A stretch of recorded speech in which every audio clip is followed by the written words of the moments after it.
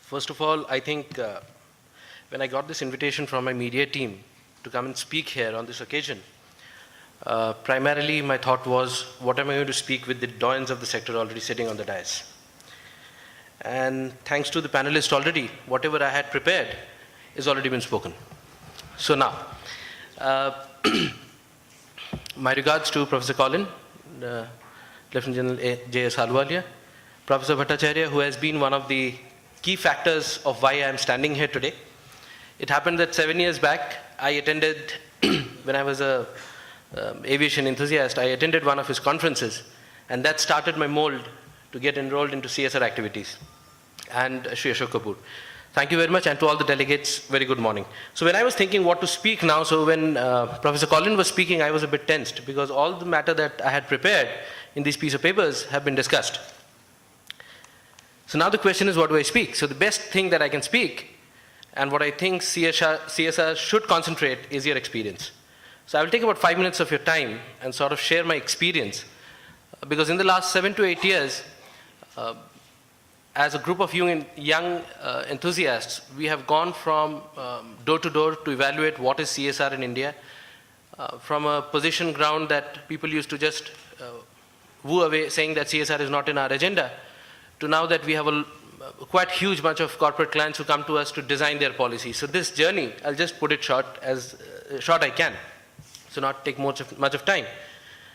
The core question, because Professor Bhattacharya has explained what exactly, how should CSR be empaneled inside the boardrooms and outside the boardrooms. And Professor Colin just spoke to you about the governance structure supporting the social objectives. I think what has to be understood is, with respect to our backyard, that is India, how do we take CSR?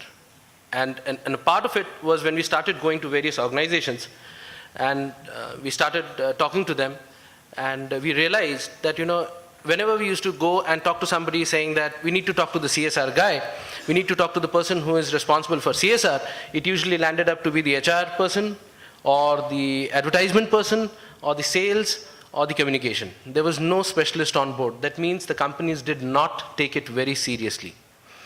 I'm not saying now that the gun has been put on the head, that companies will take it seriously.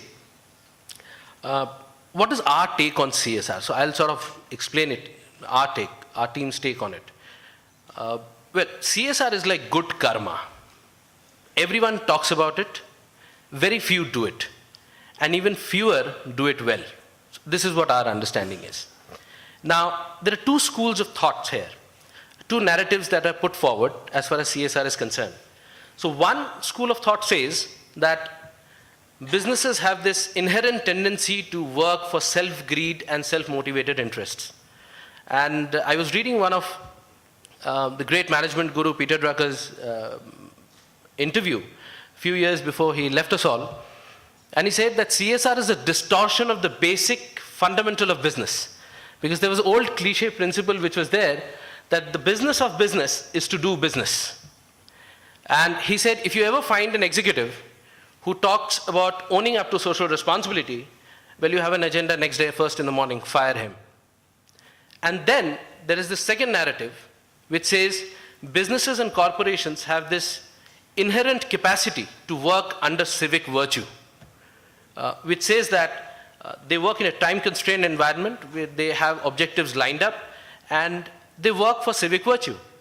And justifying that, William Ford Jr. a couple of years back said that businesses should be held responsible, and they should play a very vital role in sharing the solutions, in trying to find out solutions for social problems like poverty, environment, and all. The problem with this two school of thoughts, with any dichotomy what the problem is that one group tends to define the other. So we had this session going on with Dr.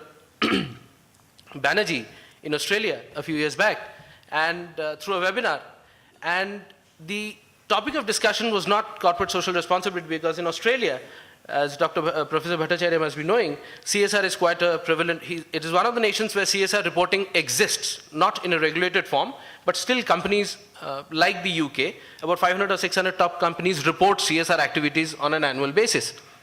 Now, The problem of the discussion was, can CSRs be held accountable for their activities?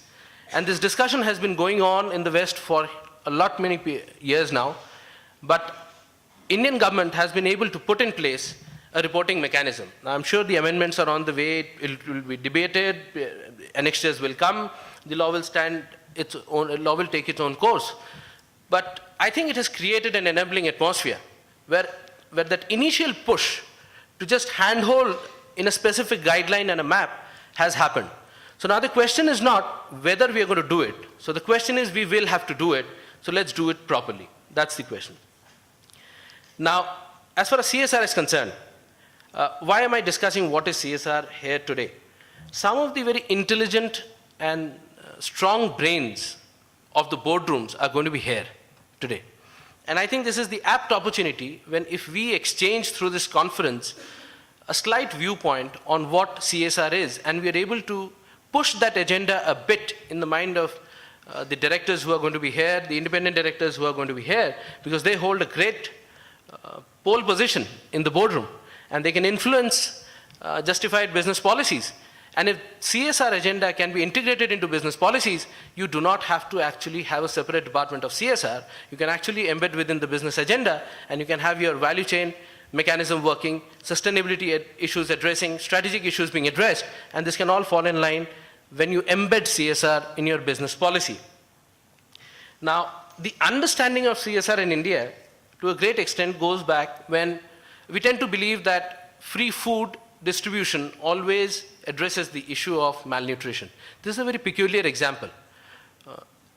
We defer to it because this is like, India is a diverse country, and one size fits all does not work here. It may address the issue of malnutrition in certain aspects, but it may not as well in other aspects where nutritional deficiencies are in concern. So first is, we in the boardrooms will have to decide whether we want to educate ourselves. Now, education of CSR will come from two parts. One is already existing success stories, and the second is the civil society initiatives. We have to understand that we will have to engage with civil society organizations, take their inputs from the ground on what they are working around, take their inputs in the boardroom, possibly give them a chance to present it, use their knowledge, our expertise, use their implementation strategies on the ground, our financial expertise, and expertise to work in a time-constrained environment and utilize that for increased social value. Let us be very clear about a fact that today's urban and semi-urban consumer gives quite a lot of weight, and research shows that it is approximately 50% of the weight that a consumer gives in order to understand and decide which brand to buy. So I may go and buy a brand which is costing me 3,000 rupees extra than a normal brand if I get that value out of that brand and I have a good feeling about buying that brand. Now that is as far as semi-urban and urban consumer is concerned. So when I was going through the agenda of the conference, I saw one of the agendas in one of the sessions as strategy to society. And it hit me directly when I saw it. And I saw it in a way that strategy responds business and society responds consumer. So if you do not get close to the consumer, if you do not work on his thought process, if you do not get attached to him, there's a greater chance that you will soon run out of business resources. So if you get close to the brand, if you give a good feeling, and there's a cliche here these days in this generation, which says the X factor, the wow factor of the brand. And if I feel good to buy your product from the shelf, well, good chances are that your brand will sustain and I will buy more of your brands. So it directly relates to sustainability of your business portfolio at large. Now coming to the getting closer approach to a consumer. Out there, I think the agenda of the conference, that is leveraging competitive advantage, is actually justified. When you get close, your brand value increases without investment of a larger nature in specific brand building exercises. So what you can do, and this is a business policy, this is one of the policies which has worked in a lot of organizations where we have consulted, is that if you can devise, as Professor Bhattacharya was saying, that it is very important to propagate on what you are doing, what concrete are you doing on the ground. If you can merge your part of the advertising budget along with the CSR budget, believe me, you won't have to look two ways. And it can work great wonders. Means of late we have seen governments changing with the good factor coming in, without taking names. So brands are just a reflection of what the consumer is thinking about. So I think if you embed, if the people in the boardroom change their tonality and acceptance to CSR and converge CSR with their business policy and their advertising and marketing policies, I think you have places to go. That is number.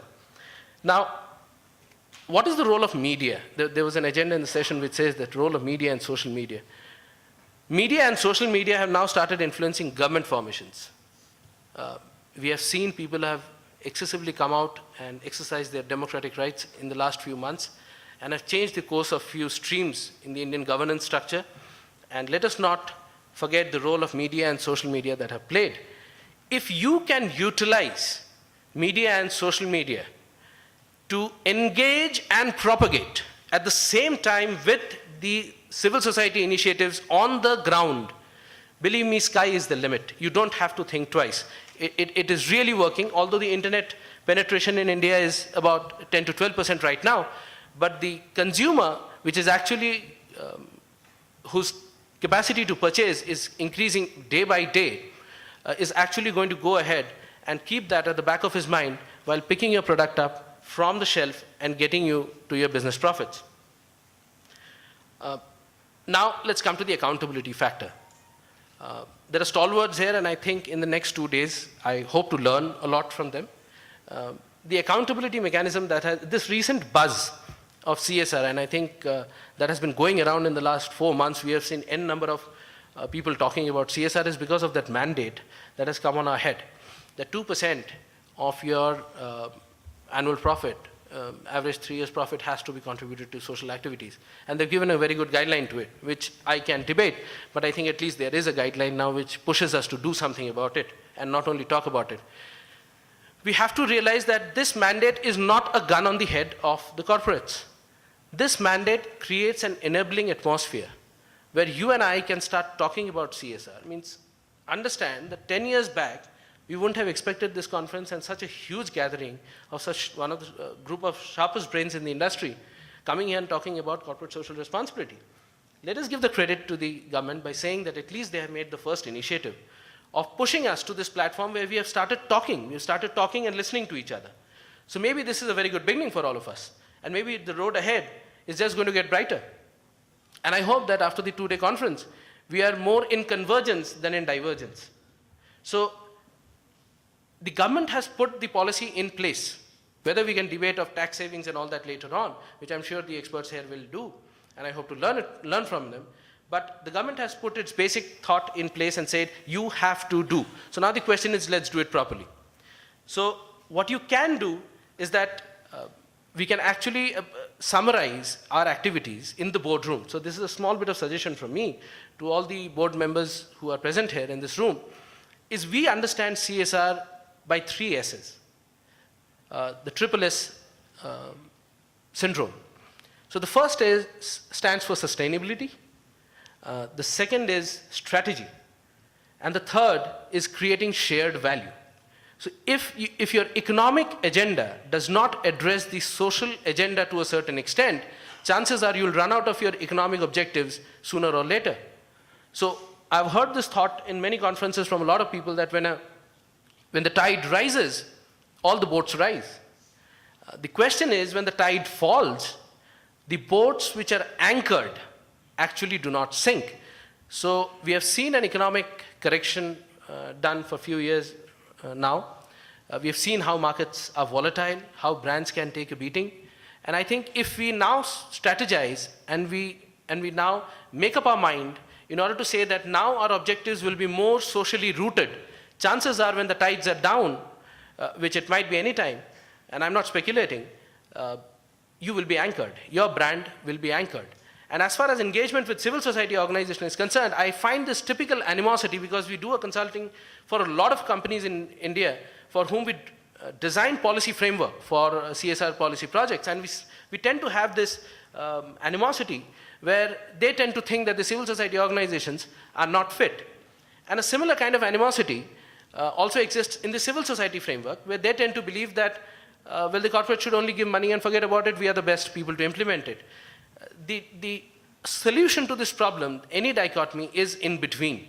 We have to understand how to engage. If we as a corporate tend to think that we will directly intervene in social objectives, then let me tell you, there has been great CSR disasters. And the dons and the dais might recall some of them. I will not go on to announce brands, but there have been big disasters in the sector of CSR projects being implemented on the ground. And there are big success stories for civil society organizations and initiatives which have worked well on the ground. So the concern here is you have to amalgamate two streams and work in coherence so that overall impact is shown in the social value chain. So when the ideal principle is, when you are absorbing resources of every nature from the society, there is a tendency to create a disparity between the haves and the have-nots. So the ultimate objective for the civil society organizations and the corporations is to try and narrow that gap. Now, that will be addressed by taking care of your issues of sustainability, environmental protection and all. But you will have to go close to the consumer and get in place. And Mr. Kapoor has just given me a note that, please, that's enough. So time constraint. And I'll respect that. But I just have one simple thought to exchange, is that the success of this conference will not lie in the fact when we all go back and tend to think that we have become a CSR expert now, we have become a VC now. I think the success of this conference, and I congratulate the team of IOD, this couldn't have come at a better time than this. The success of the conference will lie in the fact that if some of us can go back to our boardrooms and say, wow, why didn't we think about CSR this way? And that would be enough for us to have a good beginning. And for the corporations, I have just one suggestion, that the winds have started blowing. It is for you to decide whether you want to build walls on it or to build a windmill. Ladies and gentlemen, welcome to the conference and thank you very much. Thank you, Shri Chakraborty. Before I call upon Lieutenant General J.S. Alhuwalia, PVSM, the President Institute of Directors, to deliver his theme address. Shri Chakraborty, I'll supplement what he said about good karma for the benefit of translation for our foreign experts and our foreign guests. Karma in the highest Indian tradition means man doing his duty. The highest religion in India, in Indian secular tradition, is not spiritualism or ritualism, but doing one's basic duty. It's a secular thought. And thank you, Shri Chakraborty, for it. Thank you, Ashok. Good morning, ladies and gentlemen. I really welcome you all for this conference on behalf of IOD and personally. And it's mentioned about theme address. Theme address just means, you see, generally, as he said, most of the points from the practical aspects, Professor Bhattacharya converted more from theoretical aspects, and Mr. Chakraborty covered the practical aspects of what really needs to be done by us in the corporate. Now, if you want the theme address, then what you really need is to go into point by point and cover everything. So it's bound to be a little duplication, but I'll try to just hurry up because I will be coming in front of you a few more times and I will cover whatever I would not have covered in the first because the time is already getting over. Well, let me just start by telling you that in last 2 decades, basically in the last 2 decades, I mean, we've all been, many of us have been in the industry or seeing it for a long time. There has been an intensive debate, which has been, of course, fueled by the media, that is the philanthropy and CSR, because philanthropy was going on, it is still going on, and more in Western countries, and especially USA than here, and how to leverage CSR. Both of them have already mentioned about leveraging CSR.